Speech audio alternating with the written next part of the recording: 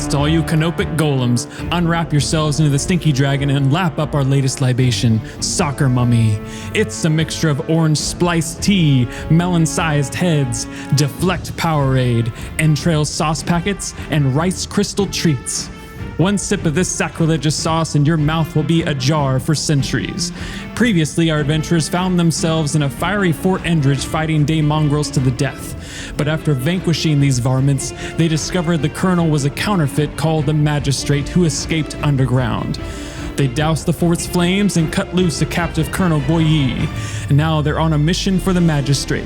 Nab some nectar and nestle in for a noxious narrative.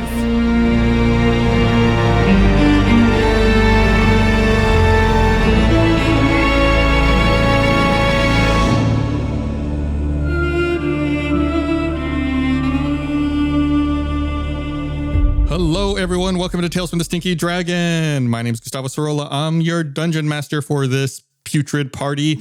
I'm going to hit our 4 players with an arrow. I do it. I dare you. Oh! Ouch. Question for the party, little role-play and warm-up question. Does your character have a phobia? And this question was submitted by Spork. Before we get into this, I have to point out, Micah's doing the intros this season, and he did the intro just now. And flubbed a little bit here and there. And I could see a tiny little smirk on Gus's face. Is like, now you know what I have to deal with. The reason I was smirking is when I got the module, I was reading over it and I rehearsed the intro a few times and I was like, canopic. And I was like, oh, wait, I don't have to read this. It'll obviously be beautiful and wonderful in the final product. But it was just funny to see. I was like, Gus being like, you see my pain. Yeah. Who's going first? I guess I'll go start first. Oh, Who's this? Yeah, never mind. It's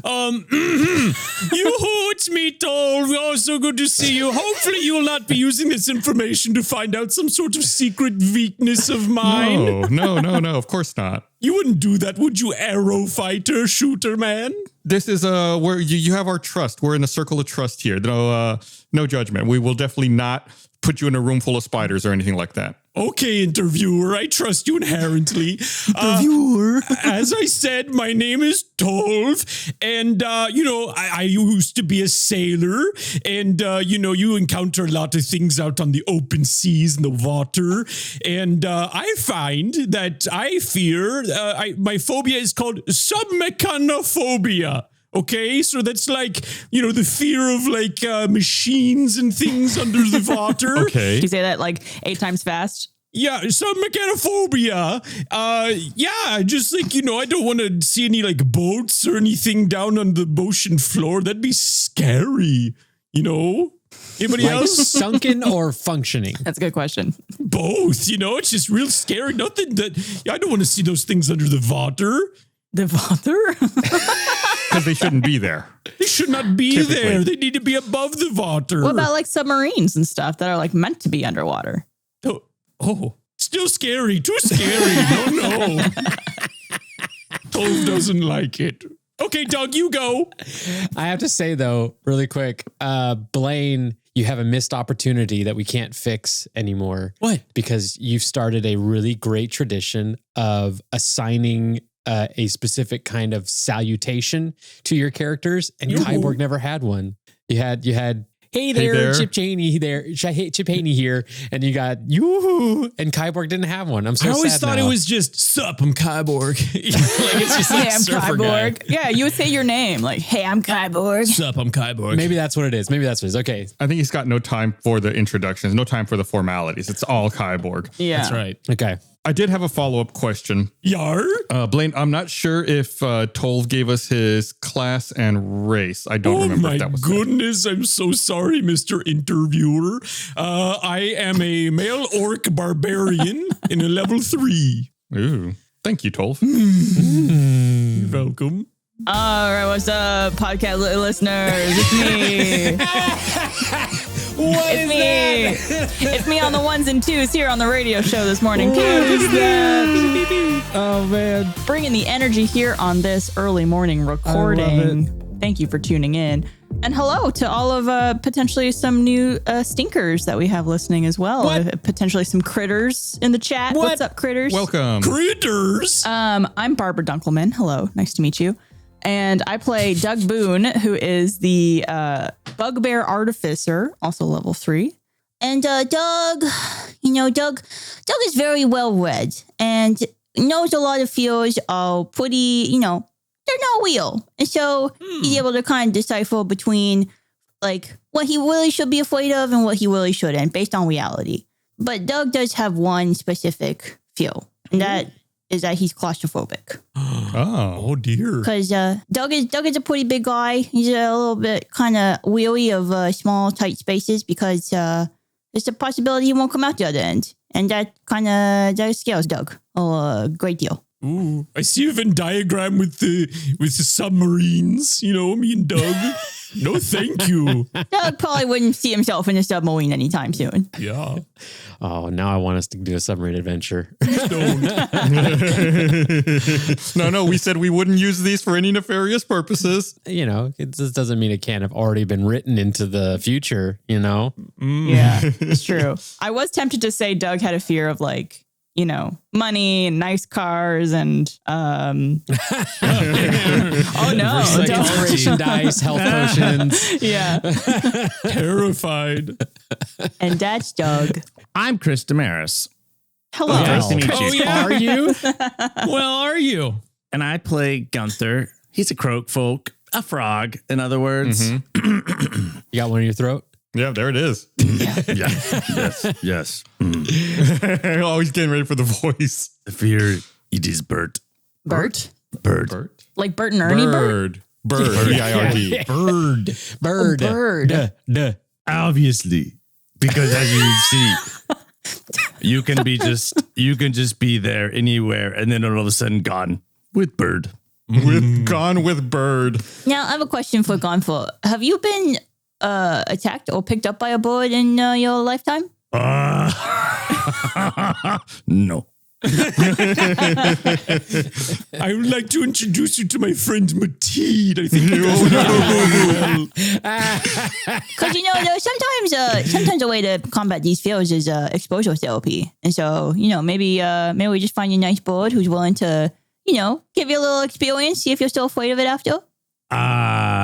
The bird I like is ones that do not fly.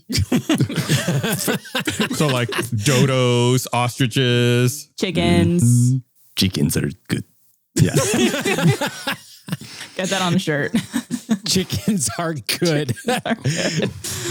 I'm a fighter. Okay, there you go. I wasn't sure. And also level 3, I believe. Level 3.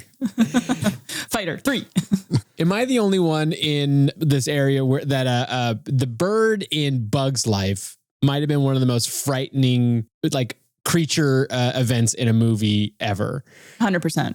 You remember that bird and the sound design they did to make it sound like a giant raptor? it's kind of like the songbird in BioShock Infinite a little bit. Yeah. Oh, but yeah. they made just a little sparrow, tiny bird into just the most frightening thing ever that was going to eat somebody that sounds like Tolv. Yeah, exactly. And they did the whole thing in Bug's Life where they they made a fake bird to try to scare the grasshopper. Spoiler if you haven't seen Bug's Life. I forgot. Spoiler.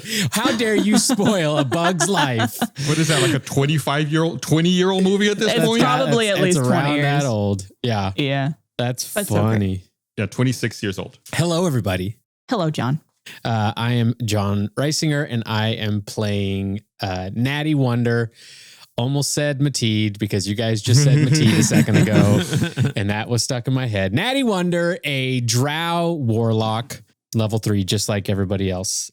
And yes, I do have a fear. It's a very serious fear. It actually is a very serious fear. It's a specific part of atychiphobia.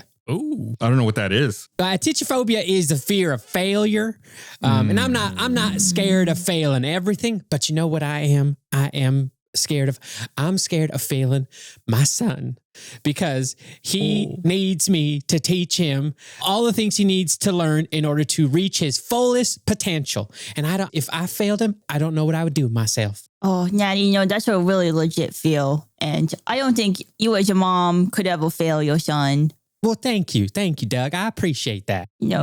My mom didn't fail me. It's okay, Doug. We're here for you. Gunther goes and gives Natty a pebble.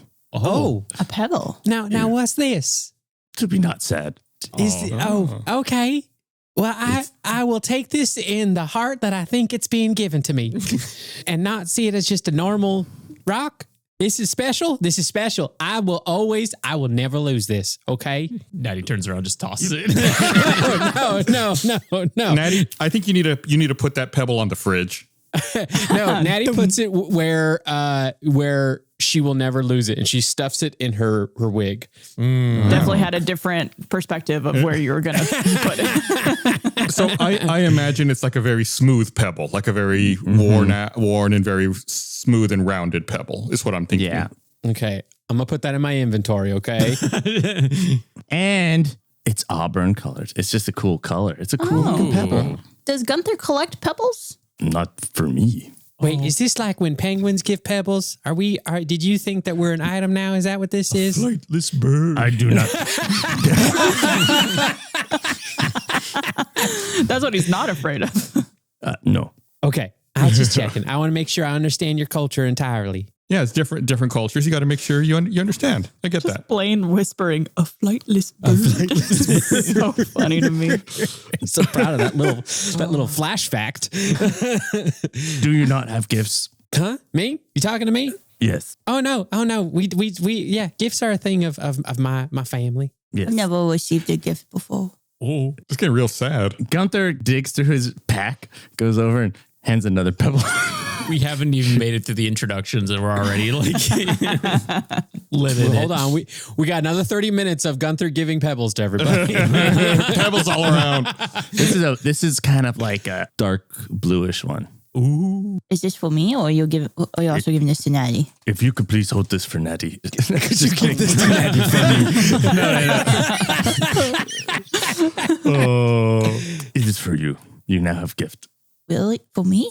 Doug puts it in a very special pocket of his pouch, and single little tear sheds from his eye. Oh, that's sweet. Thank you, Gunther. Tolv, you don't get anything. Yeah. I know. That's what I think. Gunther was looking at Tolv being like, and he's like digging, looking for, Here's a stick of gum. I'm waiting. It's okay. We can continue on with the adventure. Sorry. You all walk out with at least Gigi and walk over to the hole that Natty lasted into the ground. What order do y'all want to hop down there in? I'll take lead. Oh, I was going to say I'm the barbarian. I can do that if you want, but yeah, go ahead. It seems like Gigi's probably going to get their scent or something. All right, who's after Natty? I'll go next. Gunther? All right. I'll be last. I'll go third. I just don't want anybody, like, if I get stuck, I don't want anyone getting stuck behind me. Let's just say Because that. of your size. Yeah. I got you. You all hop down, and it's, Gunther, it's just like you saw before, where it's like kind of a small chasm here that then widens out into what appears to be a large room at the other end. As you get closer, stifling steam wafts from a vent in the floor of this cavernous chamber. But what stands out the most to you is the sound of water dripping down the metal bars of 6 iron cells. As you all are taking in the room and wondering what it's all about and what's going on here, each of you has a vision. It's almost like you're seeing something that's not really there. Ooh. Doug, you see in your vision that you have no mouth and you're only able to make mumbling sounds. You're holding a rusty hammer and pliers. A machine trembles before you, whistling in pain louder and louder until it finally explodes. You see your brother plow into the ground like a ragdoll, his clothes stained scarlet. He chokes on his own blood and says, "You did this, Doug. This is your fault, and I will never forgive you." Gunther, in your vision, well, your vision's not actually a vision. You're blind. You can't see anything. No. You feel the grip of your father's sword slip out from your amphibious fingers. It clatters to the ground and you hear it shatter into countless pieces. In the distance, you hear your parents, Gottfried and Greta, screaming in pain. Gunther! The sword, Gunther! Only the sword can save us! No! Natty, you feel a chain throttling around your neck and searing flames close in on every side. Tears and runny makeup stream down your face. You look, and holding the chain is your son, Mr. Gigglesworth. He's fully grown, and his cold, piercing gaze smolders with resentment. No. It's too late, Mother. You didn't prepare me enough. You took my ending away from me, and now I shall take yours. He pulls the chain and stomps on it with a crack. Wow. Oh my Me God. next. Me next. Oh. Why do you want one of these? Tolv, you see a submarine. No, I'm kidding. Tolv, your hands and feet are bound by an infinite coil of rope. Your feet wobble on the edge of a quivering plank, with a tempestuous sea of breakers awaiting your plunge. You feel the spikes of a mace prod the small of your back. Wielding the shark-toothed weapon is a figure wearing a minotaur horned helmet with a faceplate covering his eyes. It's your captain, Jarl Ironclad. Oh, Jarl Ironclad. You've served your purpose, Tolv, but your time was up long ago. You don't belong in this world. You'll never be like... You only know 3 things: blood, rage, and the sea. So that's where I'm sending you. His mace bludgeons you into the briny depths with a splash. No. Ironclad. Are you? Oh, I turn in. Ironclad. Ironclad. The visions fade, and you look around, and before you is the same room you saw before. It's a circular room about 30 feet in diameter with 20 feet high ceilings. And stifling steam wafts from a vent in the center of the floor. A stone pedestal stands aloft the far southern end of the room, with a few steps leading up to the bench overlooking the room, and 6 cells made of iron drip with condensation. Ironclad. You see that there are 2 exits. Well, besides the one you came in, there's 2 additional exits, one to the east and one to the west, and both are similar looking large archways. Is this the map we should be drawing? Sorry. Yes, this absolutely Okay. is. Thank you for asking. Sorry. So we come in from the north? Yeah, you came in from the north, and then before you are there's everything I described with the 2 exits, one to the east and one to the west. Oh, man, I hate when we come in from the north. It makes everything upside down. I know. Why does Just he do flip this? your paper. I mean, you just draw It's north on of my here. hand. I'm and drawing then- on my hand, Gus. Oh no, Chris! You're gonna run out of real estate real quick, there, pal. Yeah, I you couldn't are. find paper. You said the exits were east and west? West. Correct. And they're both similar looking large archways. The one to the east seems to descend a little bit. The one to the west is on the same level. It does not descend. Okay. And the cells are they like along the walls, or are they? It's almost circular around the room. Okay. Is there anybody in the cells, or are they empty? Let's do this the D&D way. Natty, why don't you make me an investigation check? Sure, hun. And you said this room is kind of circular. Yes, it is a circular room. It's an 8 plus 2, 10. Wait, no, that's an investigation. I did insight. -1, 7. Sorry. There is, like I said, there is a steam vent in the center of the room, which is kind of making it a little difficult to see. It's obscuring your vision a bit. You think that you do see some bodies in some of these cells, Okay. but it's hard to make out exactly which ones. It's the steam is in and out. Okay. Can Tolv go up to one of the people and see if they can get them out of the cell? Yeah. My name's Tolv. I'm here to rescue you. Why don't you make me a perception check, Tolv? Okie dokie. That is a 11. Okay. You walk up and you greet the occupant of the cell, and you see that it's just filled with 2 skeletons. Oh, Skellingtons. Guys, I think we were too late. Probably like a year or 2 too late.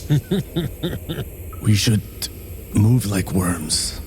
Be very quiet. Is that like a dance move? What do we do? Yeah, that was like a breakdancing thing. Yeah. Cool. With no speaking loud. No speaking loud. Like worms.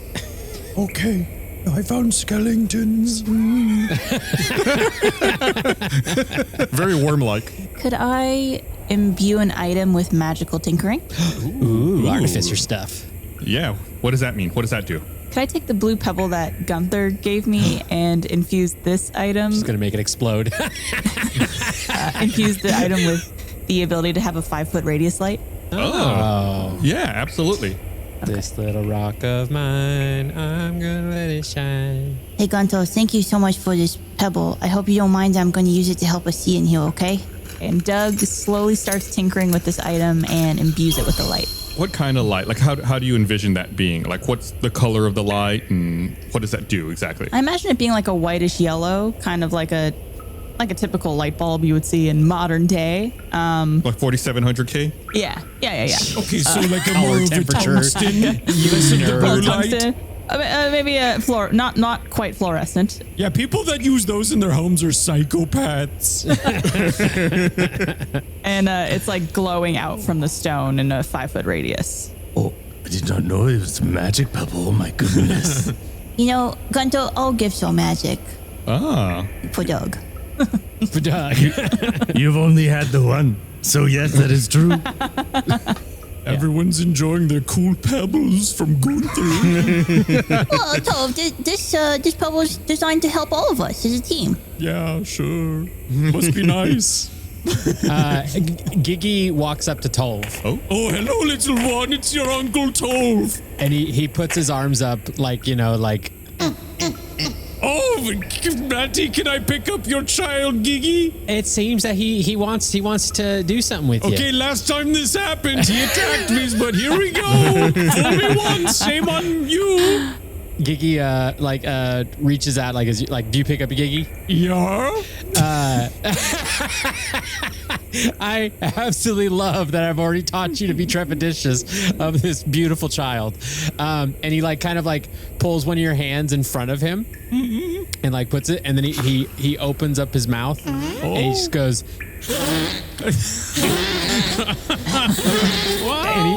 and a glob of phlegm drops into your hand, and he closes your hand on it so that you hold it, and he pushes it back towards your hand towards your chest, and he nods his head. Gunther sees this and nods and smiles. I also nod and smile. Thank you, Giggy. And then he does the thing that cats do when they want to be let down, and just starts wriggling and scratching at you and that kind of thing. Gunther goes up and it's like, cherish it. Pats the hand. I also love that John managed to have another cat-like creature with him. Yeah. Another campaign. But this one he planned. He's like, I'm gonna have a pet no matter what. I'm gonna pick a class. Yeah. Your son. It's my son. It's not a pet. So, do I get, advantage on attack rolls or something now, Gus? We'll deal with that when it comes up. Okay. And Natty pulls Giggy over and goes, that was so nice. That was so nice of you. That's good. It's good to teach a child to share. Yeah. Could, while this is happening, Doug go over and investigate the other cells?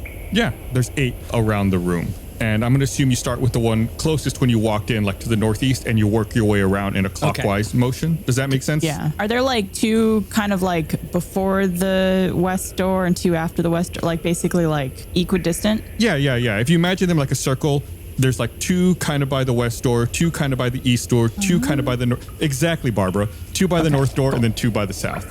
Barbara showed me her drawing. Yeah, that's exactly what it looks like. And can Gunther follow? You're going to follow Doug? Yeah.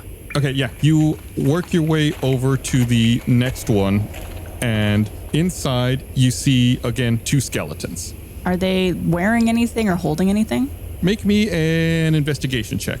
Can I do that as well since I'm there? Yeah, sure. A 12. That's 20 for a 19. For a 19. So you 2 look at this, and you notice that there's actually a little plaque attached to this cell. Oh. And the plaque says, wearing improper signatures of nobility. And maybe that's why they were locked up. Yeah, and the 2 skeletons are adorned with rings across their entire body instead of clothes. One wears a ring made of pearl, and the other is adorned with rings made of ebony. So they're wearing improper items of nobility? Wearing improper signatures of nobility. These cells, are they jail cells, up and down? How wide are they? And is there a door? Yeah, there is a door on this. As far as the description of the cells, they're kind of self-contained. They're attached to the ground and with the bars coming up and then going over the top. Can Tolv see if there's any other plaques in the room? Yeah, does each cell have a plaque? You gotta find the cavities. You can make an investigation check if you wish, Tolv. I do wish. Here we go. 10. Yeah, you actually do notice, you missed it earlier, but the cell you were looking at as well also had a little plaque now that it's been pointed out to you. And you look around and you see that from where you are standing, again, it's difficult to see because of the steam rising from the vent in the middle. It looks like most of these cells do have little plaques on them. Okay. Can I read the nearest one? Yeah, and actually the one you were looking at, that first one, now that you know, you look and there is a plaque on it. It says perjury. And now that you see that the two skeletons in there, their skulls are sealed. There's like something covering up their mouths. And are these humans or do they look like Undarians or humanoid or whatever? Oh, like the skeletons. Yeah, I would say they're like, it's difficult to say, but it's like bipedal humanoid in general. Bisexual humanoids. Verk, I mean, can I tell what side they're on? Are they part of the Mortalium? Is it Mortalium? Mortality? Make a wisdom check for me, Okay. Toll. And just while he's doing that, out of curiosity, when we walked in from the north, is that going like to the right? Was the perjury one, Yeah, and then we're going clockwise. Clockwise, yeah. Oh, so it would be to the left of when we walked in, so to the east. Correct. Oh, yes. Sorry. Yeah. Sorry. I'm looking at it from the top-down. other perspective. Yeah. At 1 o'clock and 2 o'clock, those are the two cells we've looked at. Perjury and the wearing improper improper signatures of ability. I got a 10 on my wisdom. You remember that it was mentioned that Fort Endridge was built over an old battleground, some old ruins. Yeah. So you think that this may predate some of that, and this may be attached to whatever was here in the past. Can Gunther fit through the cell bars? What size is Gunther? Small, right? Yeah, He said he small. was like 2 feet. Yeah, he's like 2. What did I say he was? Like 2 something said feet? something around 2 feet. 2'7", I think. 210, if I remember right. Okay, yeah, that sounds right. Oh, that's right, because I made a joke that he says he's 3 feet in his Right, profile. That's right. We just had the watch party the other day on our Discord, and so I remember it stood That's out. the only reason I remember it. Same. Which, by the way, you could join our Discord by being a Patreon member, and we could do watch parties when we have new episodes. Come join us. It's fun. Patreon.com/StinkyDragon or StinkyDragonPod.com. I like when Gus pulls out the Micro Machines ad voice when he wants to do a plug for us. If the shutdown of Rooster Teeth has taught me anything, it's that we should always be pushing StinkyDragonPod.com. What? Yeah. We should be reminding people that this is our livelihood and this is how we pay for bread and health insurance. No way. I mean, more than anything, I feel like it's because it's the domain we can point it to whatever we want. Yeah. It just now goes to Gus's Amazon wish list. You asked if you could fit through, and you give it a try, and you could almost fit through, but it's a little too tight, almost as if they intended to make sure that no small humanoid could get through. Gunther, you're not going to prison. Whatever you did, we'll find a way out. I know a lawyer. Could Doug keep checking on the different cells? And I don't know if Natty wants to do that as well. Yeah, I see that Gunther is going for that one cell, and I try for the door at the very least to see if the cell's open. Yeah, and this is the same one? The rings one. Gotcha. Signatures of nobility. You know, guys, I'm just gonna say it now. I see you trying to get into this cell. I don't know if I would put those wings on, just based on the fact that these guys are dead and trapped and wearing those things. Especially since Gunther doesn't like birds. But Wings. oh wait, I got it, Blaine. I got it. It took me a while. Doug just keeps walking. So you give the door a tug, and it's kind of stuck, maybe just because it's been there for so long, but you find it's actually unlocked, and you're able to open it. Okay, I open it. Gunther doesn't notice, and he's still trying to fit through the. He's doing that thing where it's like your arm is through, but your head isn't fitting. Or like just his eyeball is bulging through.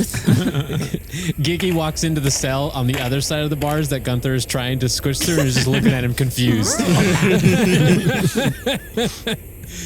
Can I go in and Gus is going to make fun of me, but I'm going to complain right now that I have low investigation again. That's what problem I had with my teeth was I had a negative modifier in investigation. So every time I wanted to investigate something, it was like I was handicapped. But I'm going to investigate these rings. I want to see if there's anything to be discerned from them. Do they have symbols on them, or are they glowing, or would they look good in my outfit? Yeah, make that investigation check. Let's find out. Okay. Let's find out together. 9. It seems like they're, to use D&D parlance, it seems like they are mundane items, and it's more like ringed clothes, if that makes sense. Oh, like chainmail? Kinda, yeah.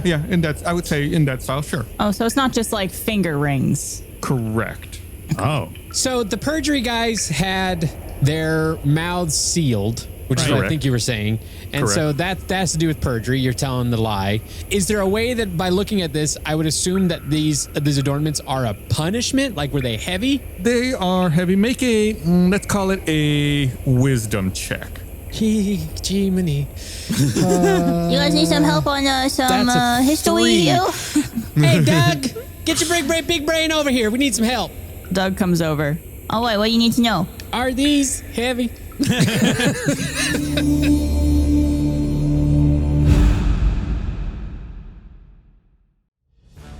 Hello, Stinky friends. We want to thank Hero Forge for sponsoring this episode of Tales from the Stinky Dragon. Hero Forge's 10th anniversary sale is happening now, and it runs through the month of November. Celebrate 10 whole years of custom character creation by crafting your very own customizable tabletop miniature. Hero Forge has dozens of fantasy species and thousands of parts to choose from, all within your web browser. During the sale, you could save up to 20% on physical miniatures, and you could also save up to 50% on digital miniatures and STL files. Hero Forge is constantly expanding its catalog of customization options, from adding new parts every week to major features like new species and custom posing. Plus, their miniatures are table ready right out of the box. I can confirm this. I made my own little Elga von Brath miniature. She's perfect. She arrived in pristine condition, painted beautifully, super durable, and just how I made her, just how I envisioned it. It was great. The color plastic miniatures are printed using color photopolymers, meaning no paintbrush is required to bring your character to life. You could also add custom colors, patterns, and decals, and then prepare for your adventure once your box arrives. Visit HeroForge.com during their 10th anniversary sale to save up to 20% on physical miniatures and up to 50% on digital miniatures and STL files. The sale ends on 11/30, that's November 30th. Restrictions apply. See site for details. Thank you, Hero Forge. Today's episode is sponsored by the Hero's Journal. Ever felt like you're just going through the motions? Well, what if I told you that your everyday life could feel like your favorite D&D campaign? Enter the Hero's Journal, a daily journal that transforms your life into an epic quest. The journal can be used for anything from losing weight, running marathons, getting a new job, finishing school, writing a novel, hey, even becoming a dungeon master. But it's not just about productivity, it's about self-discovery and becoming the most heroic version of yourself and getting those much needed level ups while you're doing it.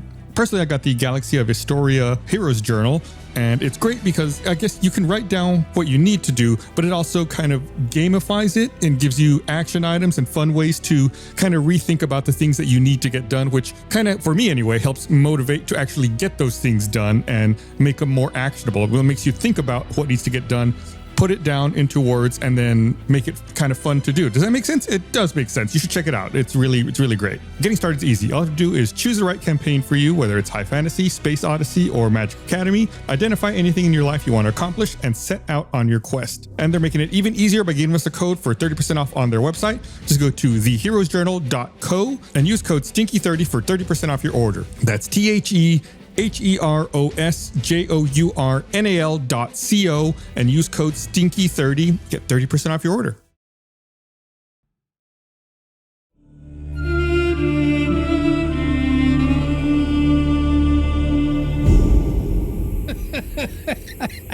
Could Doug kind of like touch it and like lift it with his hands? What were you trying to get me to discern with a wisdom check? Make a wisdom check, Doug. Okay, there you go. Oh my God. 23. Yeah. You pick it up and they don't feel particularly heavy. I know Doug's a big boy, but even if Doug was regular boy, you don't think that these would be very heavy. It's not like these were put on necessarily as punishment, some kind of punishment. It's more like adornment of some kind. Okay. The plaque said that they were wearing improper signatures of nobility, so maybe they weren't supposed to be wearing these winged clothing. Wing with an O. Tove. One wing to woo them all. So like maybe I'm gonna try to connect this. Like maybe this was like to mock their crime. Anyways, we should check out the other cells, right? And I wanted to ask, like, are there 8 cells or 8? Because there's 2 around each door and there's 4 doors, right? There's 8 cells total, right? 8 cells total. There's 3 doors. So when you came in from the north, 1 to the west, 1 to the east, and there's a large bench overlooking the room at the southern end of the room. Oh, a bench like a jury kind of, or a judge's sort of thing. Like this is like a and there's steps leading up to it. You could see bench like a jury judge, or bench like we're hanging out in the park. Gotcha. Like a jury judge. Like a magistrate might stand at. Why are you so smug by do you think that thinking of magistrate was like a really big Well, hold on. It's a $2 word? Hold on. The magistrate, when he left, he says justice has been served. Okay. Makes me believe that he might be the one who was serving justice over these guys. So that's why you were saying magistrate, Christopher. Yeah. So a lot of courtroom things. So then are there 8 plaques for each cell, or is it 4 plaques for every 2 cells? You tried to look earlier, and it was hard to see because of the steam. You couldn't see quite across to the other side of the room, but from what you could tell, it seemed like most of the cells had plaques, but you could tell some of them did not. And I don't want to rush through, but I do want to just if we all kind of divided and conquered and looked to see what all the different plaques say. I think the boy with the glowing stone should go check out all the plaques. Worm! Yeah, does the glowing stone help us with our... I think the guy with the glowing stone should worm his way over to all the plaques. I like that Chris essentially just said, stealth! Does my glowing stone help in investigation at all? Does it give us any type of advantage, or maybe makes our rolls lower that we needed? Not necessarily. It might eventually, but not at this juncture. The thing that is impeding you the most is the steam. So a light source doesn't necessarily help when it's misty or steamy like that. Tolf has a big old cape on his back, It's made of the finest furs that he found while on his ship sailing. Can I just put it over the grate to cover up, to stop the flow of fog so we can kind of clean up the air? Oh, that's not a bad idea. Sure. As you turn around to begin making your way over to the vent, why doesn't everyone make me a dexterity saving throw? Cool. I was waiting for this to happen. Saving throw. Oh, nat 20. Nice. And that is for it was a save? Yeah. 22. Ooh. 17. 13. 18, but I have advantage only while I can see them. So I don't know if I can see them or not. That's fine anyway. You're 18, you're good. Okay. Yeah, as you turn around, the ground starts shaking beneath all of you. And you feel there's an earthquake, like a small earthquake that shakes the ground for about 10 seconds, and then it stops. Do we see the sky tumbling down? You do not, because you're underground. I learned that song from the Muppets. I didn't know who that was. There seems to be a theme of earthquake-type tremors in a lot of what we're doing in D&D campaigns. I hope Earthquakes what are happened scary. at the end of our last campaign doesn't happen too soon. No spoilers, no spoilers. So, so that happened. You all are able to keep your footing. No one falls down or anything. Do you still want to go cover up that steam event? Yeah. Okay, yeah. Yeah, let's expedite this investigation. Sure, you walk over and the vent is just releasing this dullish gray-brown colored gas, and it kind of smells slightly of licorice. Been there. You ain't ever going to get that smell out of that cape now. That's okay. You get closer, put your cape over it. Why don't you make me a Constitution saving throw? 13. Okay. The gas or whatever, the steam, whatever it is, this brownish gas gets in your lungs and makes you start coughing quite a bit. Uh-oh. Yeah, you're able to cough it all out and expel it. So it doesn't really do anything to you. I smelt the fart smoke. You cover it up with your cape, no problem. So I close the vent. So then does that, with the cape covering this steam, does it maybe dissipate a little bit so we can see what's going on? I hope it does. Yeah, the gas starts dissipating a bit, and you're able to see a little more clearly. All right, Doug, do your job. All right, here we go. And Doug quickly goes to look at all the plaques. Sure. On the different cells.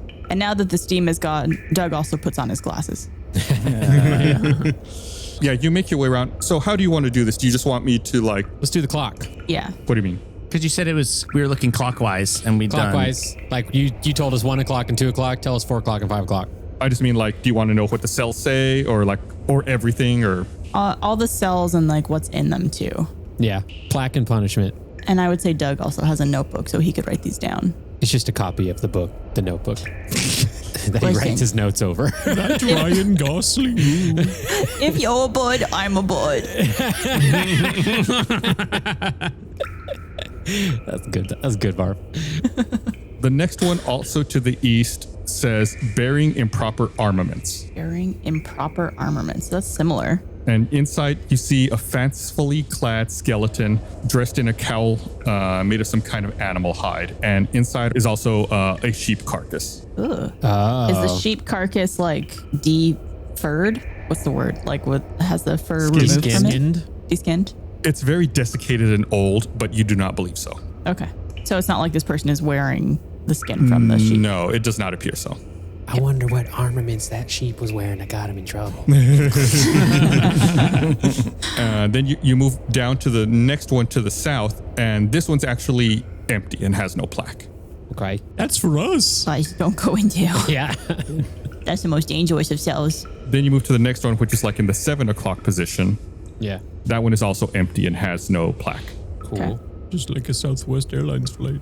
The next one has a plaque that says piracy. Oh. And there's a skeleton holding a handkerchief. Weird. They tried to download too many songs from their favorite album. Then the next one says sedition, and there's a skeleton with a piece of parchment in its hand. All right, these are getting weirder. Could I manage to like reach in and grab the piece of parchment to see what it says? Sure, yeah. You grab in and you're able to barely reach it. You pull the parchment out, and it has an unfinished speech about a rebellion. Oh. In there. I leave it in there. Last one. Oh, yeah, and you go to the final one, which would be like at the 11 o'clock position, kind of by that north door. Where we came in, yeah. And it says bankruptcy. And it looks like the skeleton in here has pockets filled with something. Sunshine? Hard to see. I opened the door of that one because you're being mysterious. It's probably just gold or coins or something. Probably scorpions. Why scorpions? I don't know. That's so specific. You go to open the door, and this one is locked. Anybody got any tools? I have a hammer. I could like fish the skeleton over to the bars and we can check its pockets. I mean, I have some types of tools and stuff like that, but I don't know if we should be opening this. Doug can fix it. Well, I could figure it out. I messed up your catchphrase. That's right. Very similar spirit. Could Giggy fit through the bars? Oh. Giggy is smaller than Gunther. Yeah. Then I'll say yes. Okay, but I'm going to have to roll to see if Giggy does what I say. I love that. That's funny. All right, sweetie, I need you to go in there in that little cell and you get that skeleton, and I want you to see what's in his pockets, okay? Bring it to mommy, okay? Yeah, I was about to ask, is that what Giggy sounds like what Barbara did? Like, what is the, okay. Yeah, yeah, It's like yeah. Donnie from the Wild Thornberries. It's very Donnie from the Wild Thornberries. All right, I rolled a 14. That's a yes. Yay. All right.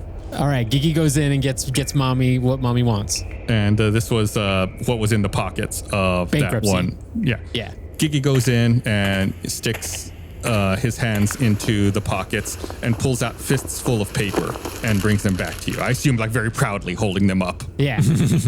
I pull out in my pack a little biscuit and I give Giggy a biscuit. And I take the papers. Are they like little papers or something? Are they crumpled up? What are they? Yeah, they're small, crumpled up. There's about 6 small, crumpled up pieces of paper. I unfurl them and put them on the ground. You unfurl them, put them on the ground in front of you, and you see that they are all IOUs to various lenders. Yeesh.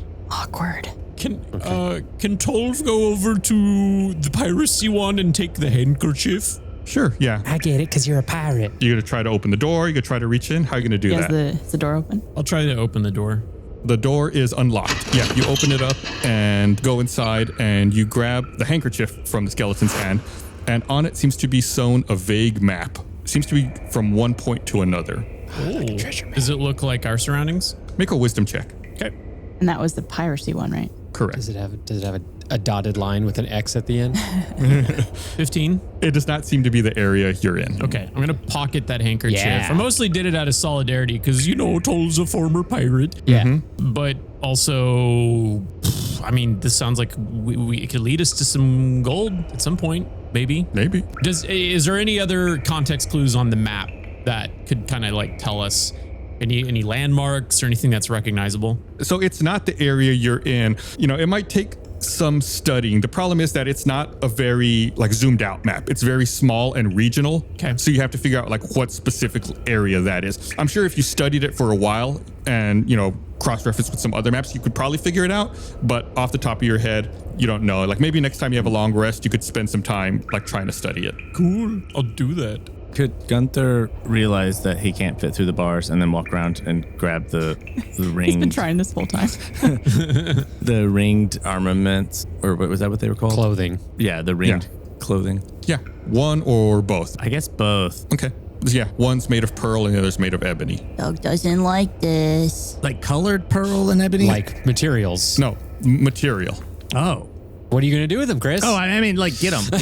Like take them. Just going into his inventory. I figured. Just making him say it. All right, so what disadvantage is Chris going to have from now on now that he has these cursed items? I mean, Tolf too. He took that treasure map. And you too, Natty, with the little I don't got nothing. I guess you just looked at it and put it back. Yeah. Mama didn't raise no dummy. Yeah, I can tell. That is very small. So not that we're ever like super strict about it, but typically in D&D, your carrying capacity is 15 times your strength score.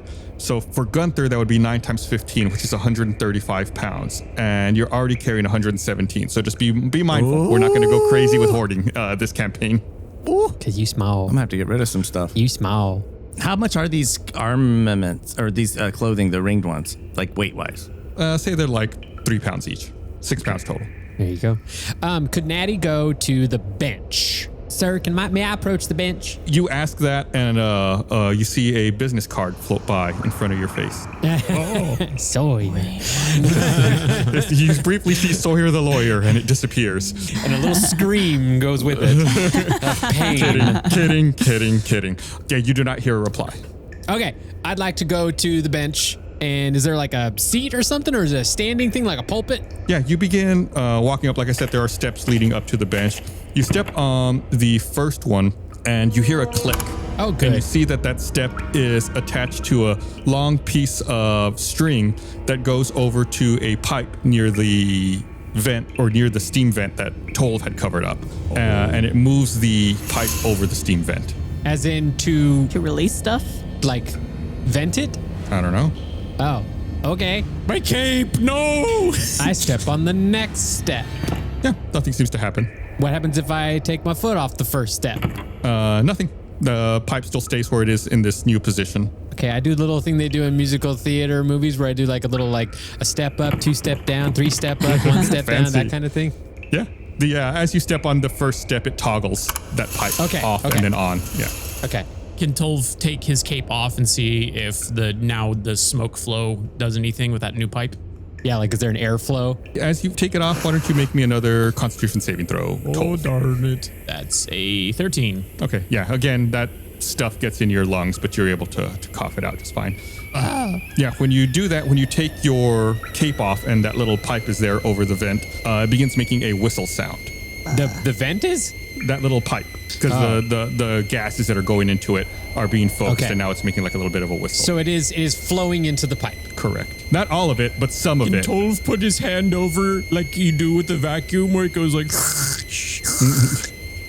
It's not quite that strong. Okay. Oh, okay. I go all the way to the top then. Natty goes all the way to the top and goes to the actual bench itself.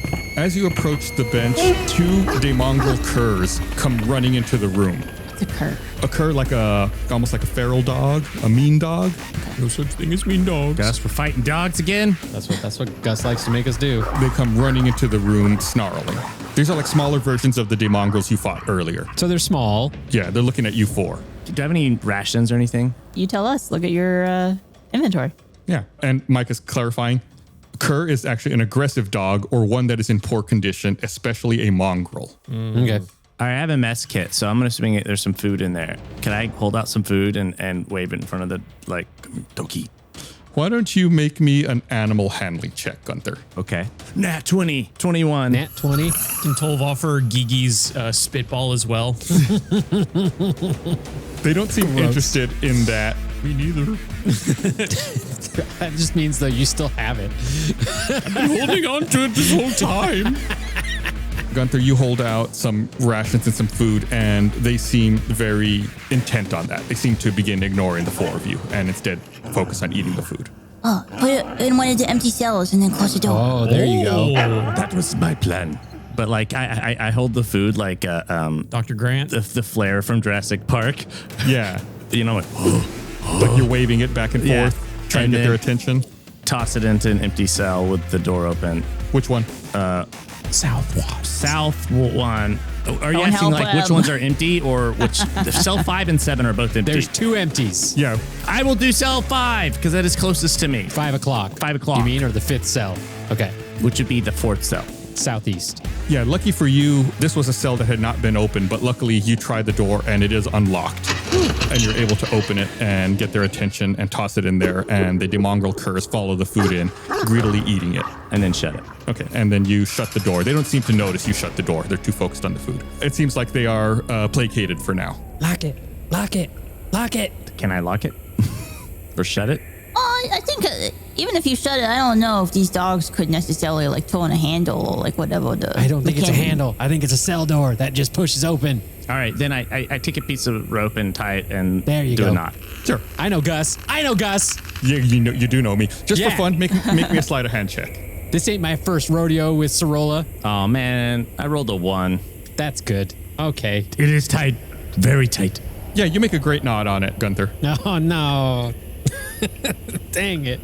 Tolv wants to go to the plaque and hammer in for the crime of being cute puppies. Is there like a latch that Doug could maybe take his crowbar and like bend the latch so it's like harder to push open kind of thing? Sure, just make me, let's just call it a strength check with advantage for that one. Okay, 16. Yeah, you're able to bend the bars a little bit to where they kind of overlap so that if you try to open the door, like the metal hits the metal, it's not going to really open. Cool. There we go. Don't tell Sarah McLaughlin. He hates that.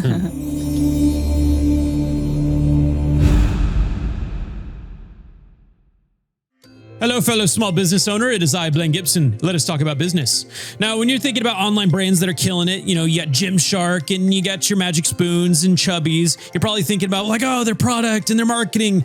But what you're probably not thinking about is the business that's behind those businesses, okay? The ones that are doing the selling. And for millions of businesses, that business is Shopify.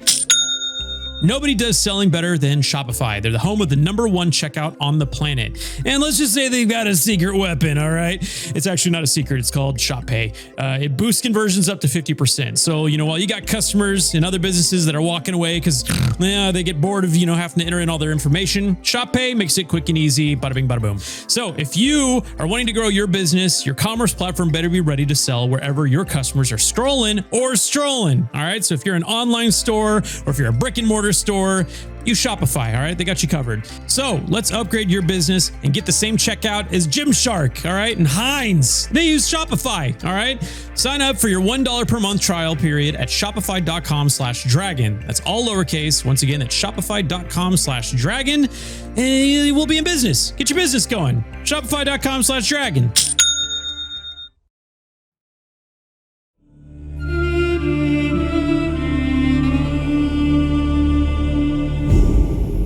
Okay. Might I now get to the bench? Yeah, you approach the bench, and it just seems like almost like a judge's bench. All rise for the Honorable Natty Vonder. You may be seated. Is there anything on it, or is there like a little drawer, or like anything underneath it? Make an investigation check for me. I knew you were going to say that. That's an 11. Yeah, you begin searching it. There's no drawers per se, but there's nothing on top of it. But you do look underneath it, like you said. And on the floor under it, you find a small key. Oh. Is there anything special about it, or is it just a normal looking key? It's a mundane key. Seems old. Okay. Nothing extraordinary about it. Well, I pocket that. I found a key. Just letting you guys know. Worm. I found a key. You never will find a key in a place like this without being somewhat important.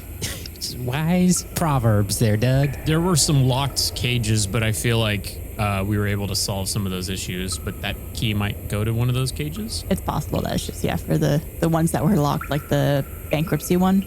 Yeah. Did the dogs come from both entrances or just one? And Gus, who let the dogs out? I would like for John, you give yourself an inspiration die. That is a great question. I was wondering if anyone would ask that. Can I? Hey, wait. Question. I already have inspiration. Can I gift inspiration and then take the one you just gave? Sure, why not? Okay. GG. I give it to Tolv, I guess. These demongrel curs seem to come from the east. The one that descended. Correct. Okay. Maybe we should try the west, just in case there's more demongrels to the east. I would agree with that. Are we not looking for them? I'm not looking for more dogs that can kill me. Okay. Are you? Yes. You got a weird cape there, dude.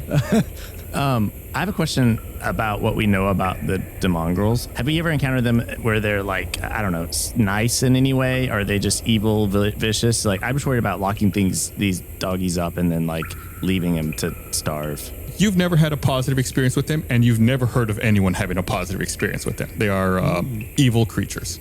They're evil creatures. They have demon in their name. They're on their home turf. Someone might come along and let them out. You never know. Before we go, food.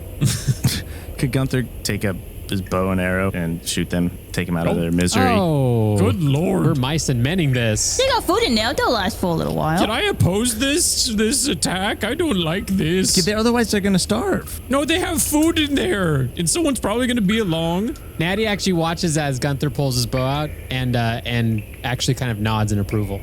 Oh, yeah, she would. Dog, are we going to stand for this? This or let them out? Well, we can't let them out because they're going to attack us. So let me build the world here. Let me expound and give you more information that may affect your decision. I'm not saying don't do it. I'm not saying do it. I just want to make sure you fully understand what's going on. So the demongrels, their eyes glow like scarlet, and their skin ranges from coal black to blood red color. And it radiates with like a smoldering fire, and flames lick at the edges of their mouth. You wouldn't consider these mortal. They're like fiends. I don't know if you need to worry about them. Okay, I have a way to solve this. Let's say Gunther right now is deciding, right? Yeah, He's deciding whether or not to shoot the bow. Natty casts Eldritch Blast on them. Yeah. How do you do that? Is it like a ranged? It's a ranged attack, up to 120 feet. Yeah, make your attack roll. I don't want to burn everything in this room. Might need to come back It's not a fire-based magic. It's like let me see. I can actually Like tell a force? you. It is make a range spell attack, force damage. It is correct. It is force damage. So This it's is not a fire. war crime. 24. Yeah, that hits. Why don't you roll some damage for me? 13. The eldritch energy leaps forward from your hand, striking the demongrel cur, and it falls to the ground, unmoving. Okay, I do the other one. Make the attack roll. That one is a dirty 20. Oh, yeah, that hits. Roll your damage. It's another 13. Yeah, this one also falls to the ground, unmoving. Gunther spins around. Oh, Listen, y'all. Death isn't always a bad thing. I disagree. I think you judge them too soon. You know, maybe they might be bad and we think they're evil, but that doesn't mean that they have the potential to be good. Does Tolv have a soft spot for all animals? Is that It sounds to me like Tolv has a soft spot for redemption based on what he's saying. It sounds like it. Who knows? You know, I would agree with you, Tolv. I think redemption is really important. And, you know, sometimes you can't be judged for things that happen that maybe sometimes are like out of your control. You'd be surprised what kind of redemption you can find after death. Okay, guys. Well, I'm just saying I'd want to get on the same page, okay? And I just want to call out, I'm not cool with killing things that we've imprisoned that haven't attacked us. I understand we're in the middle of a war, okay? Haven't attacked us yet. Well, you know, they were in the cage. They were just eating their biscuits, not minding their own business. I'm just saying, let's like be cool. No killing without cause. I've said my piece. I'm sorry. You guys are still my best friends. That was really weird. Wait, what did you call us? What? I know, it's a good thing. It's a good thing. Friends? Yeah, there you go. Yeah, best friends. Blaine had the look on his face like he said something inappropriate. Yeah. I just never had friends before. Well, this is some character development in both directions, you know? Some good, some bad. We're learning. Yahoo, episode 4.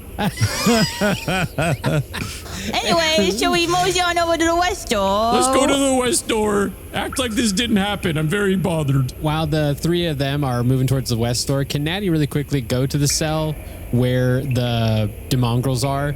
And Natty's going to say something a little like a whisper to the demongrels and then join the party to the west. Absolutely. Okay. Are we allowed to know what you say, or is that a secret? It's a secret. Is that what you told them? I'm just kidding. It's a secret. Well, yeah, just tell us what the whisper sounds like. What? I don't think Natty was talking to you, Told. Don't worry. Okay. You all walk over to the western archway, leaving the room. And as you approach it, you can start to smell like fresh earth and iron. And as you walk into this room, you see it's also a circular room. It's about 25 feet in diameter with 20-foot tall ceilings. You look around and you see a handful of unfinished iron bars and cages laying around the room, along with an anvil and an unlit furnace and some smith's tools. This is all like center of the room? Just all scattered around. Besides the one you're walking in, there's an additional exit to the south that seems to be blocked by golden vertical bars. And additionally, there's a chasm, like a fracture in the ground, that's about 5 foot wide through the center of the room. And laying about the chasm, you see a team. Whoa, chasm, horizontal or vertical to the orientation of the room? Vertical, like north to south. Okay. And a team is there. 3 of them seem to be like jittery. And are they on the other side of the chasm from us, or on our side? Or are they down? They're on the same side as you. Yeah, they're not side. down. They're on the same side as you. Oh. 3 of them seems to be jittering uncontrollably, with Private Kandranos taking care of the other 3. Is all the blacksmiths? Okay. Yoo-hoo, A-team. What's got you guys all jittery? What's going on? Private Kandranos turns around with like startled, didn't hear you coming, sees you, and then kind of lets out a sigh, relieves says, Oh, it's just B-team. You mean B-team to the rescue? More like. Some of our guys inhaled that gas in the other room. Seems to be affecting them negatively. Are they okay? Do they need medical attention? Yeah, that's why I'm attending to them medically. Gotcha. Sounds like you've got everything under control. We followed the magistrate in here, and he triggered a blast. There's an exit to the north of this room that's now blocked by rubble. It caused an earthquake, which opened up this chasm. Oh, was that like, a few minutes ago, perhaps? A little while ago, yeah. Okay. Smart. That must have been the earthquake we felt as well. I thought that was my stomach. Did he perhaps? Oh, he went through the north. And that crumbled down? Yeah. yeah, and there's like rubble and rocks and dirt kind of all on the northern wall. So you let him get away. Kandranos looks at you and says, Yeah, maybe if we had taken a nap, we would have the energy to take him down. Yeah, I know that I've got plenty of energy to spare. You're 3 now napping. Yeah, those guys are they're on the job. They're taking a nap. They are incapacitated. They took injuries in combat. Oh, I mean, it's maybe like if you hadn't rushed ahead, yeah. While all of this bluster and masculinity in the most toxic way is going on, Natty goes down to the south because the gold bars are kind of noticeable and wants to like see what's going on down there. yeah, you walk to the south and you take a look at them, and it's just golden vertical bars that seem to block the passage going to the next room. Is there a keyhole? There is. Natty slyly puts the key in the key while they're all like seeing who's bigger. I'm not bigger. Yeah, you put the key in the keyhole, and it turns with a click, and the gold bars disappear and instead turn into 15 gold pieces that fall to the ground at your feet. Whoa. Heyday. Guys, I'm starting to think Natty's actually magic. As you do so, Tolv, make me a perception check. Okie dokie. That's a 12. As you and Private Kandranos are talking to each other, you look past her shoulder and see a jittery Private Lassic begin to slip and tumble over into the chasm. Oh. Can I reach and try to grab him before he falls in? Yeah, could any of us reaction time? Tolv is probably the only one close enough, so I'll say, Tolv, make me a dexterity check. Okay. Oh, here we go. That's a 19. Yes. Ooh. It's like a action hero kind of moment. Private Lassic rolls over and starts falling into the chasm, and I picture Tolv dives out like on the ground, like belly first, sliding across the ground with his hand outstretched, and grabs onto Private Lassic's arm. And you grab him, and he's dangling over the side of the chasm. Can Gunther run and help pull up? Sure. Normally I'd make you guys make a strength check, but Just a little frog on his leg. Just got my leg while I'm pulling him up. I'll say with the two of you, you're able to do it just fine. Yeah, you pull Private Lassic up from falling into the chasm. Classic. You falling for There it. it is. He was about to take the longest nap. How wide did you say the chasm was? The chasm from where you are is only about 5 feet across. And the exit's to the north, but that's covered by rubble from this like chasm and the earthquake and stuff. Correct. And there's another exit to the south that was blocked by gold bars, but that has now disappeared because Natty turned them into gold. Man, Natty has magic, maybe. Wow. Tolv, make me a perception check. Okay. Ooh, that's a 4. Should I use my inspo die? What do you guys think? Do it. Info's good. Ooh, better. A 9. You more than doubled. How about that? I hate when that happens. It's real positivity there. You know, you and Gunther are able to pull Private Lassic up, no problem. Okay, I toss him over with the rest of the group, and then I Into just the kind chasm. I block off the chasm, like I kind of make myself a human shield or orc shield. Could I go over to the 3 privates that are kind of freaking out and try to help like calm them down? I don't know if that's like Yeah. a medicine check or like a You read my mind. Why don't you make me a medicine check, Doug? 10.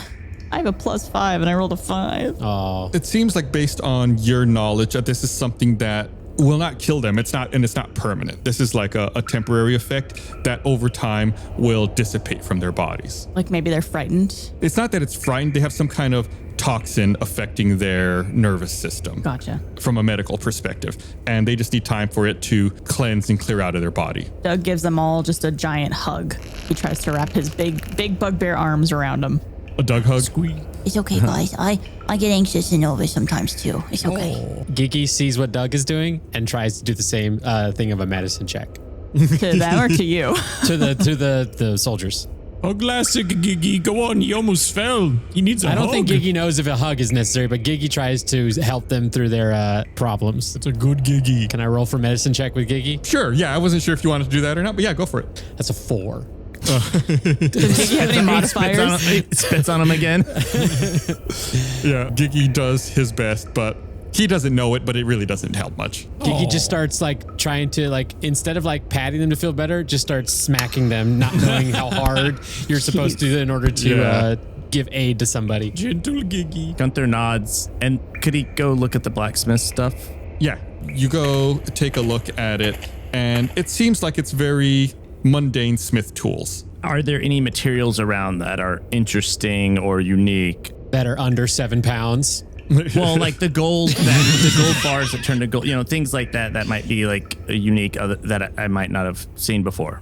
No, everything in here is pretty mundane. Aside from those golden bars, there are some unfinished iron bars that are still in a very rough state. I'll say there's some iron ore as well that's maybe being processed for this. The anvil, a dark furnace that's unlit, and these tools. Maybe at one point this was an active smith, but it doesn't seem like it has been used in a while. Yeah. Can I look in the furnace to see if there's anything? You look in furnace? Hey. I give myself an inspiration die. No. Yeah, I'm going to use it, and you're going to hate it. No. Yeah, you take a look, and like, what specifically are you like looking through the ashes or just in general? Yeah, like, looking through the ashes, seeing if there's any things that got smelted or left behind. Gunther's a little detective. The one who Yeah. smelt it, dealt it, perhaps. Hey. God. I saw someone say Gunther was like a frog with a Batman voice, so it makes sense that he's a detective.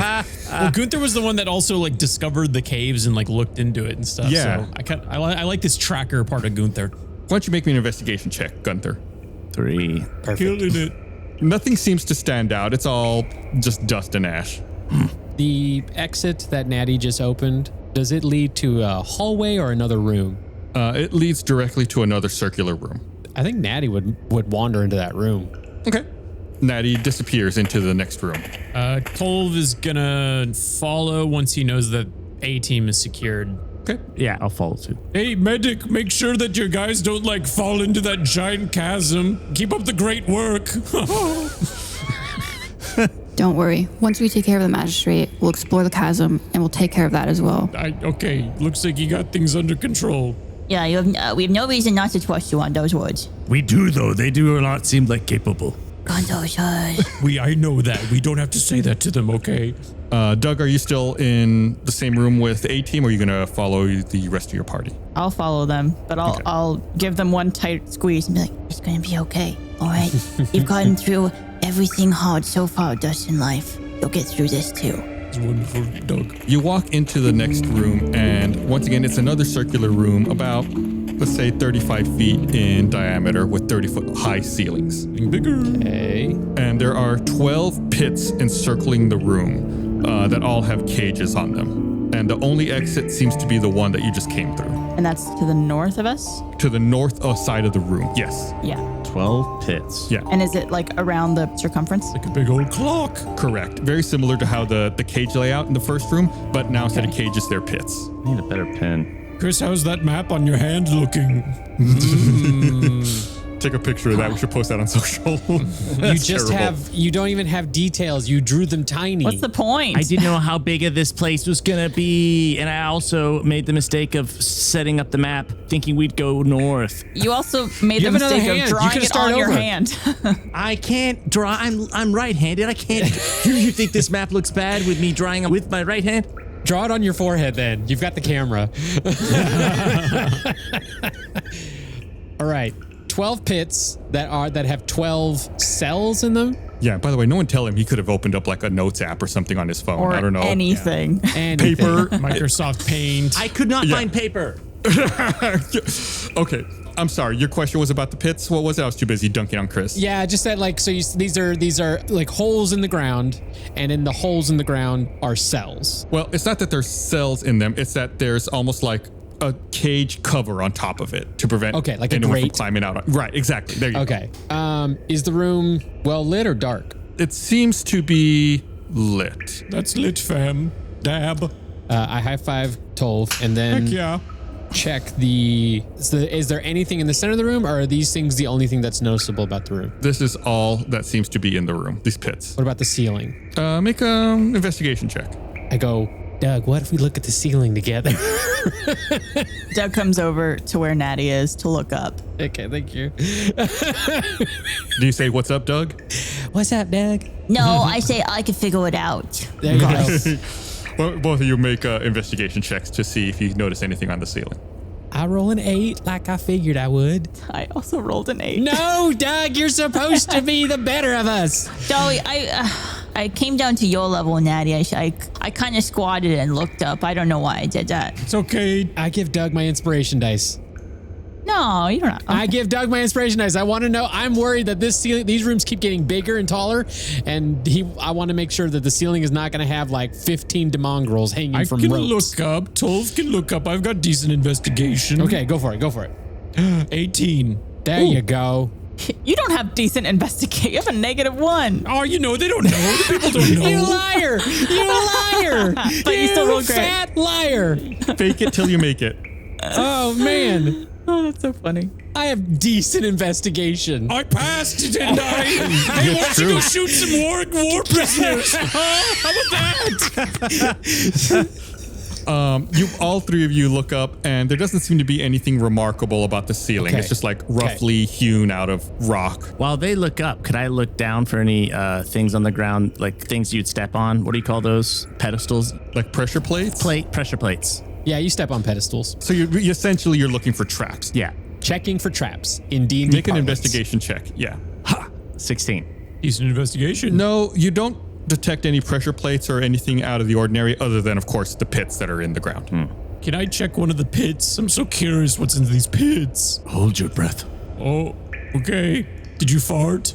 Which one do you want to look at? If you think of it in quadrants, there's 3 in the northeast quadrant, 3 in the southeast, 3 in the southwest, and 3 in the northwest. Yeah, it's like a big old clock, I'm assuming.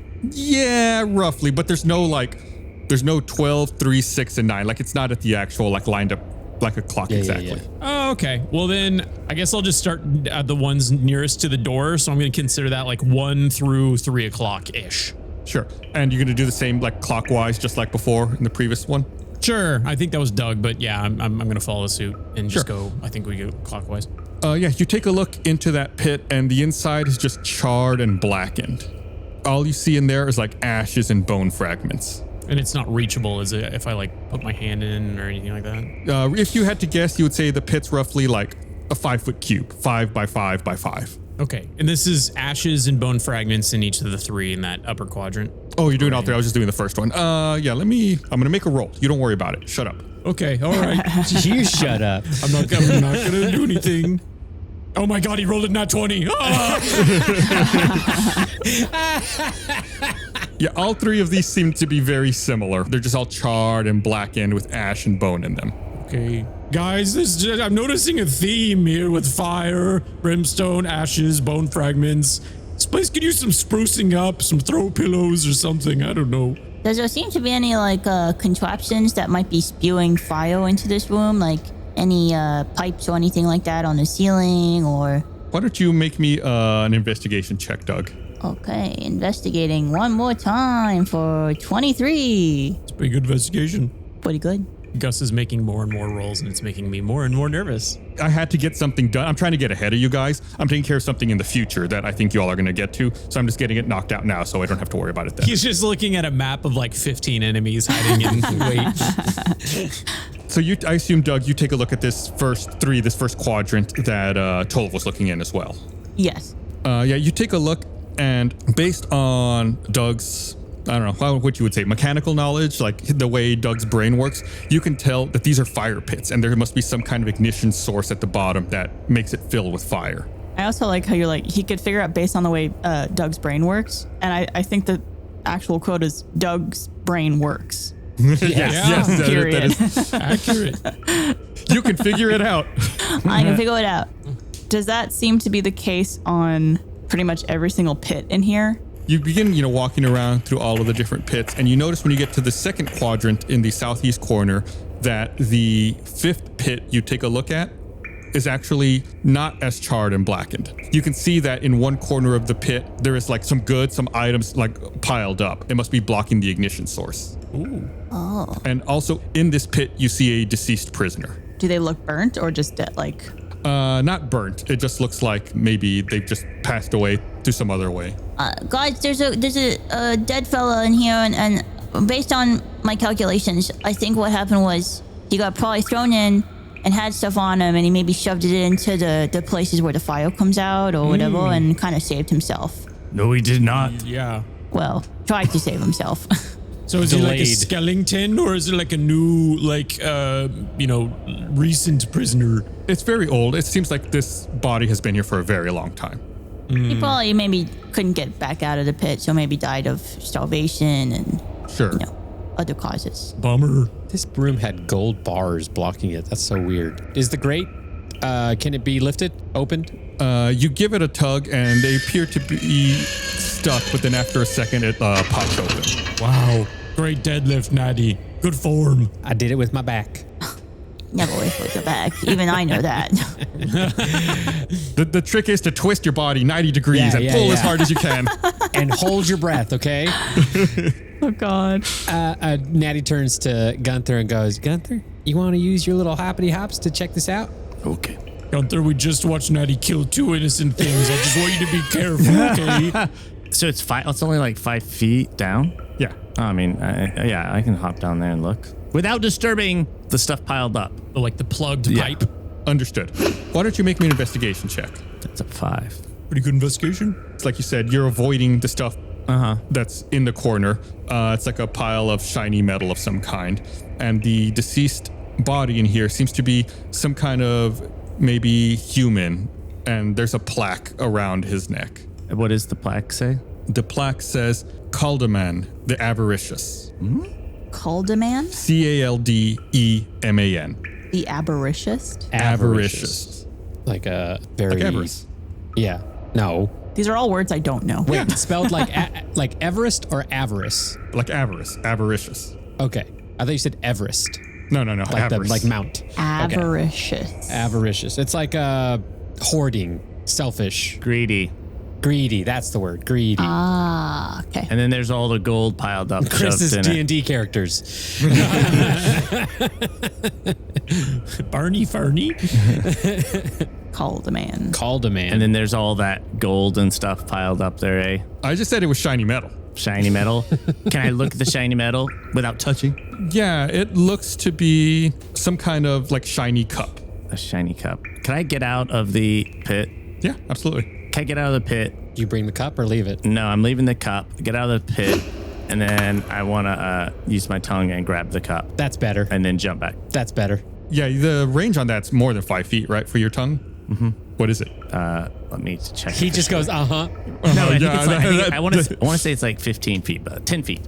Okay, yeah. Did you learn nothing from Indiana Jones in The Last Crusade? Let the cup go. Yeah, you get back out and use your tongue on this cup and you bring it back up. And everyone can see it's a silver chalice that's encrusted with rubies. Oh. Does Doug recognize this at all? Make a wisdom check, Doug. 18. Wow. It does not look like it's anything remarkable. It doesn't strike you as something historic or noteworthy. It's just a very fancy, finely made chalice. Okay. And with rubies like around it. Correct. Fetch a decent price. It might be cursed. Probably. Well, maybe there's some magical ability. So we should probably consolidate all the cursed stuff with you, Gunther. Okay.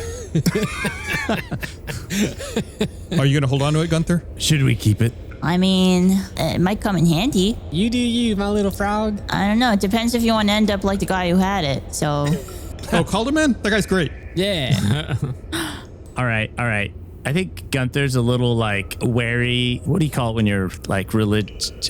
What is it? Superstitious? He's a little superstitious. So can he take his rope, tie it to the end of the cup, and then have it dragged around behind him? Why is he I'm going to call you out on this. Why is he superstitious about the little cup, but not the ebony and pearl clothing that he pulled from the other dead people? Also, that's not a very worm thing to do. That makes noise. Right. It's quiet. Clang, clang, clang, clang, clang, clang, clang, clang.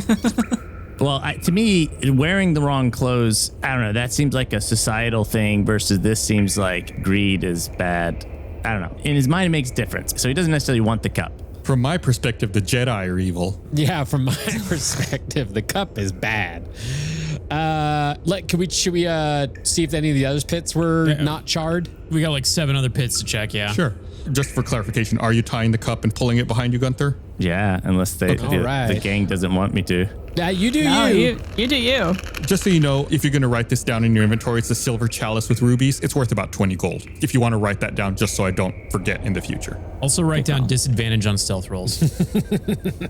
All right, you all turn around to begin working your way around the rest of the pits. And as you do so, you hear like a very brief hiss and then a roar. And the pit that Gunther was just in fills with flame. Wow. Dude, you almost died. Are you cool? That's scary. So was that chalice maybe protecting?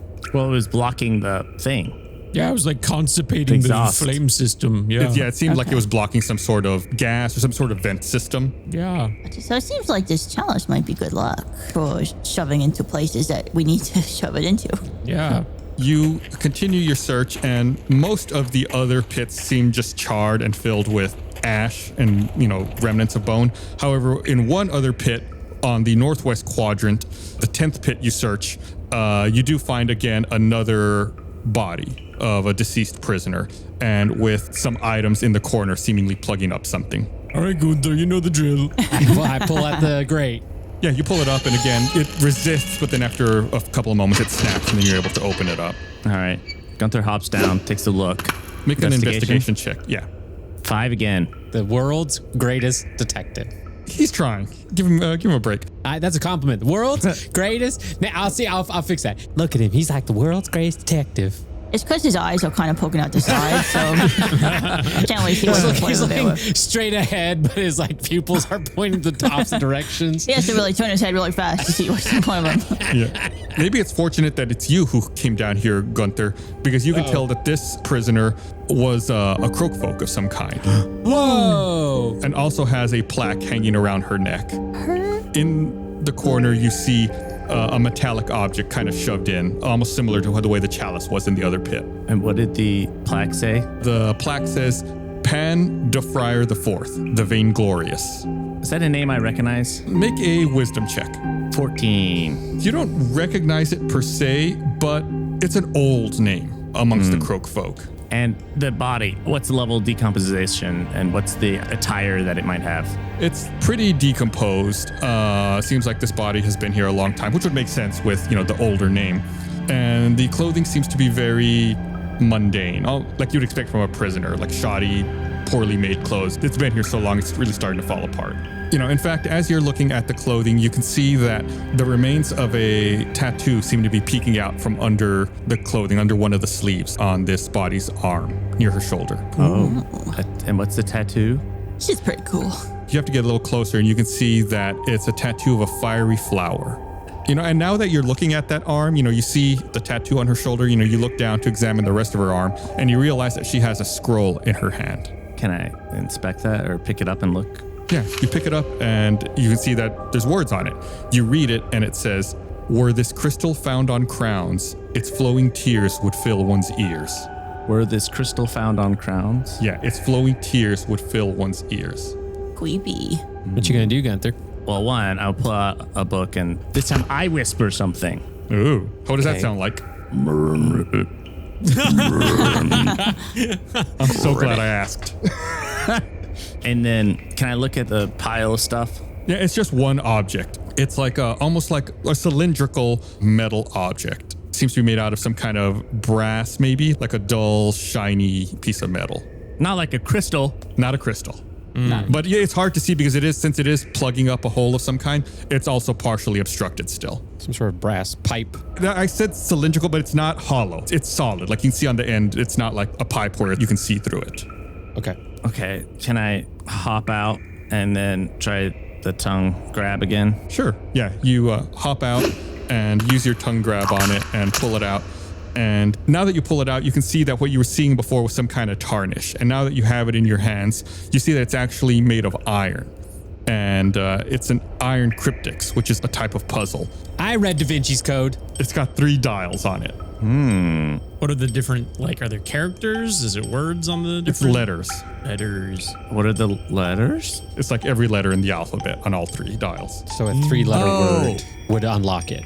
Oh, yeah. You have to Like a figure puzzle. out the word to unlock it. Yeah. It's like a lock for your bike.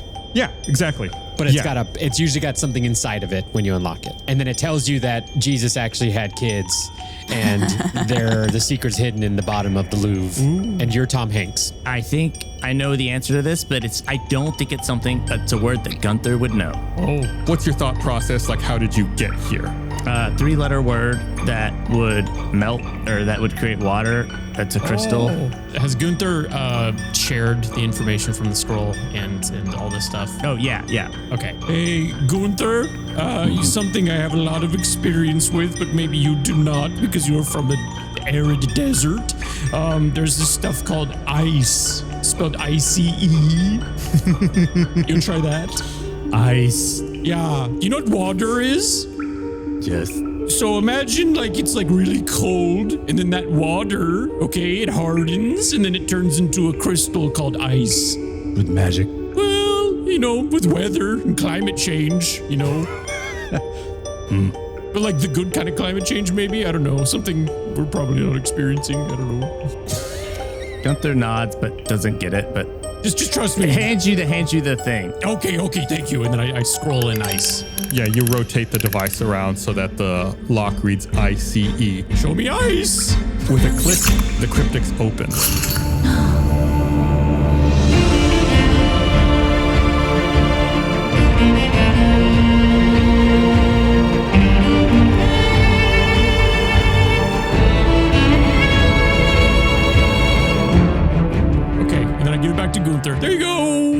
Is that the fastest we've ever solved a puzzle in It's the pretty entire fast. history of Tales of Sneaky Dragon? I thought we'd be here a while. My guess was going to be wax. Oh, that's good too. That's good too. Yeah. It's ears. Yeah, it'd fill one's ears. Wax crystals. There's such thing as wax crystals. So it opens up and then what's inside? If you want to find out what's inside, you need to listen to the next episode of Tales from the Stinky Dragon. You're punishing us for solving puzzles. Good. Yeah. We're doing what you asked. I'm punishing you for taking over an hour in the first room.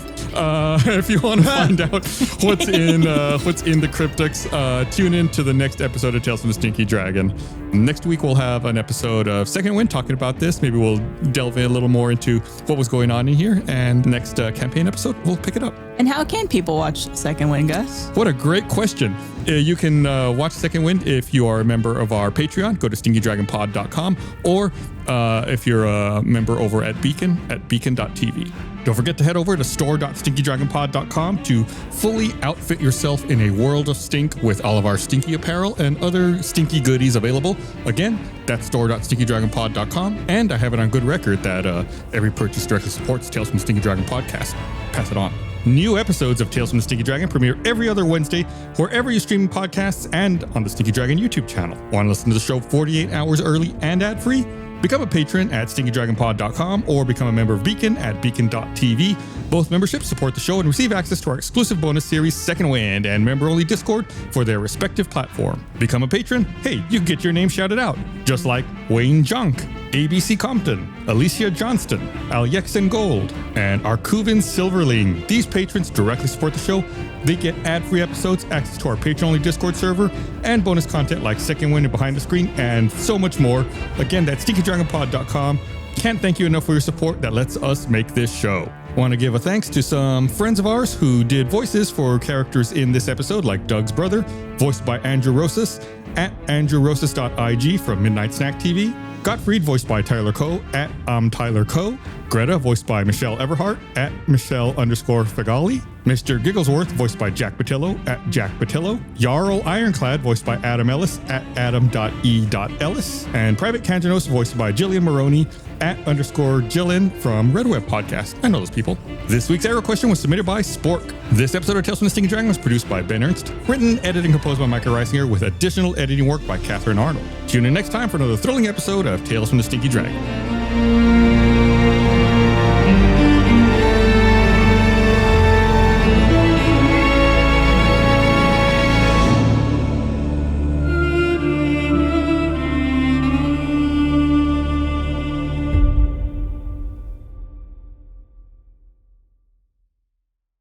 Gunther goes and gives Daddy?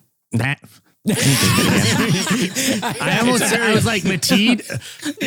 Gunther goes and gives Mateed. Nope. God.